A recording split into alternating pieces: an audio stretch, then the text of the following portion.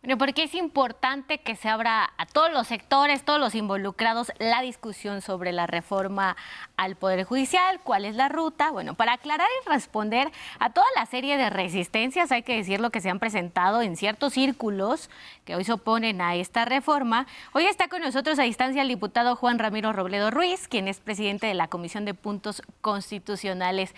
Diputado, muy buenas noches. Muy bien, buenas noches, Vianey y Alberto. Diputado, me ¿Qué gusta. tal? Aquí a sus órdenes. Un saludo a todos y todas. Muchísimas gracias, diputado. Me gustaría iniciar primero con un tema que ha causado muchísima polémica todo el fin de semana y es este supuesto análisis técnico que hacen 41 especialistas y que lo publica el Instituto de Investigaciones Jurídicas de la UNAM. Hoy la propia Casa de Estudios dice, momento, esta no es la posición de la máxima Casa de Estudios, es de estos 41 especialistas. ¿Cuál es la posición desde Morena en Cámara de Diputados?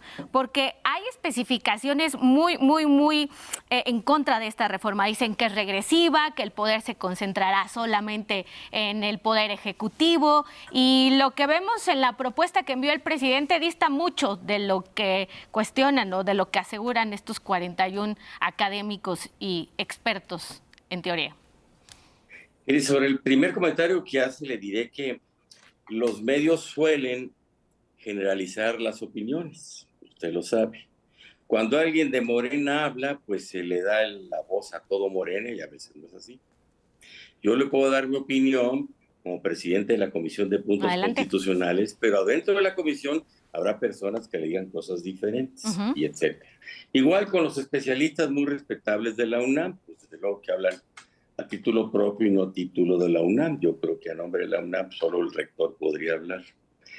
Mire, en el caso, contrario a lo que se dice, creo que quienes opinan no lo han leído, lo que propone el presidente es algo pues insólito.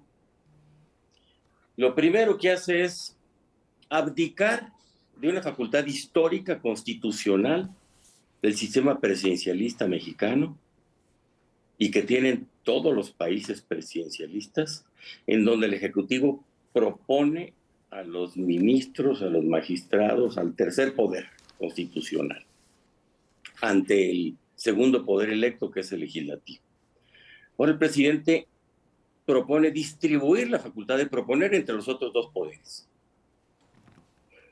Vamos a analizar qué tiene de pertinente y de conveniente que el propio órgano que se va a sustituir sea quien proponga sus relevos.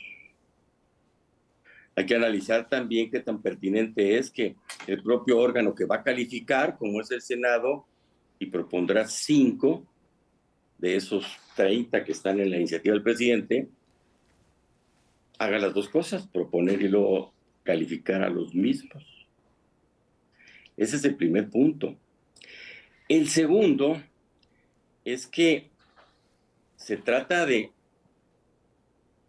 una propuesta en donde la calificación de excelencia del perfil de los propuestos, es decir, la condición humana, profesional, académica, de desempeño, de antecedentes, el lugar en la sociedad de una persona que sea un prospecto a ser propuesto para ministro o para ministra, sea calificado como de excelencia.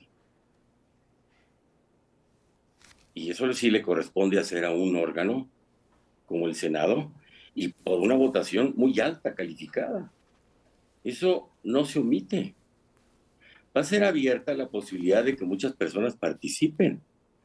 Y creo que será para bien del país que no solamente los miembros del Poder Judicial o los abogados de de los espacios más prestigiados desde el punto de vista del ejercicio profesional, de los despachos, patrocinadores de los intereses de las grandes empresas, o los académicos de las universidades y las escuelas, antes las públicas, ahora también las privadas, pues sean prospectos a candidatos. Yo creo que el Ejecutivo, aparte de la propuesta que hace, debe tener en el dictamen alguna fórmula que le permita abrir los espacios para recibir propuestas de quienes pudieran tener las calificaciones para ser considerados como candidatos a ministros o ministras. Y de ellos, pues proponer a muchos, e igual deben hacer los otros poderes, y finalmente en el dictamen queda que los otros poderes también ejerzan parte de lo que históricamente le corresponde solo al Ejecutivo como una facultad exclusiva constitucional hasta el día de hoy. Más democrático que despojarse de una facultad exclusiva y entregarla a los otros dos poderes, pues no puede haber muchas cosas. Diputado, a propósito de esta controversia que ha habido en estos días, uno de los señalamientos es que se ha convocado a los foros en el Poder Legislativo, pero no se va a tomar en cuenta la opinión que ahí se exprese. Yo le quisiera preguntar, dentro de este proceso que han ustedes planteado, ¿se va a hacer cambio? Un periódico. Eso lo dijo un periódico. La entrevistadora me dijo que estaba entrecortándose. La entrevista era por teléfono. Y bueno, finalmente yo creo que ella obraba de buena fe, solo apareció una parte. Me lo atribuyeron a mí. No. A ver, el verbo debatir es propio del Parlamento. Pero la discusión, el análisis, la información, la comunicación, la contraposición de opiniones, el diálogo, la concatenación de puntos de vista, bueno, pues es viable en cualquier foro académico o parlamentario o de comisiones o en cualquier espacio. Desde luego que los foros son para escuchar y para escuchar, pero también para reconocer opiniones, para anotarlas, para considerarlas. El debate propiamente, pues desde luego que se va a dar pues en la Comisión de Puntos Constitucionales primero y luego en los dos plenos de las cámaras. Pero más apertura que la que hay ahora ha habido. Mire, llevamos 2 ejercicios anteriores de parlamentos abiertos con 2 modalidades diferentes. En una fue un conversatorio sobre la propuesta de consulta popular para reformar el artículo 96 de la Constitución y proponer la posibilidad de que pudiera haber participación ciudadana en la fórmula para designar o elegir o nombrar a los ministros de la Corte. Eso fue el año pasado. Y ahora, en este año, hubo unos diálogos nacionales organizados también por la Cámara de Diputados que fueron a dar a muchísimas ciudades del país y que se calificaron por varios temas: libertad, justicia, bienestar, democracia, pero particularmente el tema del Poder Judicial se discutió muchísimas veces.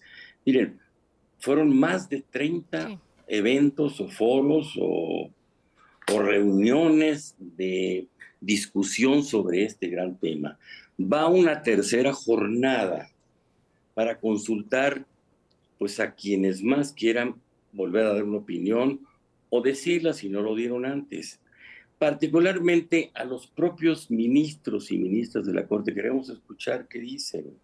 En la primera jornada de los conversatorios, aquellos del año pasado, 3 ministros, dos mujeres, Yamil Esquivel y Loreto Ortiz, más el ministro Lainez, que iba en representación de la presidenta Norma Piña, asistieron a la Jucopo en la Cámara de Diputados y recibieron el pliego de conclusiones que salió de aquel conservatorio, en donde se hablaba no nada más de la posibilidad de modificar el artículo 96 para elegir de otra manera a los ministros de la Corte, sino otras disposiciones que tienen que ver con la forma de resolver el Poder Judicial y sobre todo la relación que hay entre la impartición de la justicia y la seguridad pública en el país. El Poder Judicial dice que está para proteger un valor jurídico muy importante que son los derechos humanos. Y estamos de acuerdo en preservarlos, protegerlos, reivindicarlos en todos los sentidos. Pero no es el único valor jurídico que debe protegerse en el país por las autoridades del Estado mexicano o por el Poder Judicial. Por ejemplo, la seguridad pública o el interés nacional. Entonces, ese tema es importantísimo para una reforma judicial y creo que esta primera tiene que ver importantemente con el procedimiento para elegir ministros, pero otros aspectos sobre la organización y los procedimientos y sobre todo la jerarquía de los valores jurídicos para resolver, creo que es un tema que va para más, adelante. Diputado, no todo se va a poder abordar en esta ocasión. Justo para allá iba. Diputado, Déjame decir una cosa muy importante. La propuesta de involucrar al voto popular para designar o nombrar a los ministros y las ministras de la Corte y otros funcionarios del Poder Judicial, pues se convirtió en un mandato a partir del 2 de junio, pero por sí misma la propuesta original, inicial del presidente de la República, pues tiene una razón de ser. Discutirla para abrigar la posibilidad de hacerla a un lado, bueno, pues entonces es un sentido del ejercicio. A partir de que ese es el punto que se busca en esta reforma, bueno, lo importante será encontrar el esquema, el modelo para conciliar dos cosas muy importantes. La calificación de excelencia, de idoneidad de los prospectos y la voluntad popular. Una cosa con la otra no deben reñir.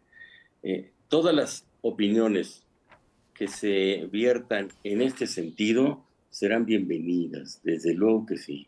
Bien, diputado Juan Ramiro Robledo Ruiz, le agradecemos este tiempo y este análisis que nos hace sobre el proceso legislativo que está en curso. Ya tendremos oportunidad de seguir la conversación. Muchas gracias, buenas noches. Pues gracias a ustedes por permitir dar esta explicación.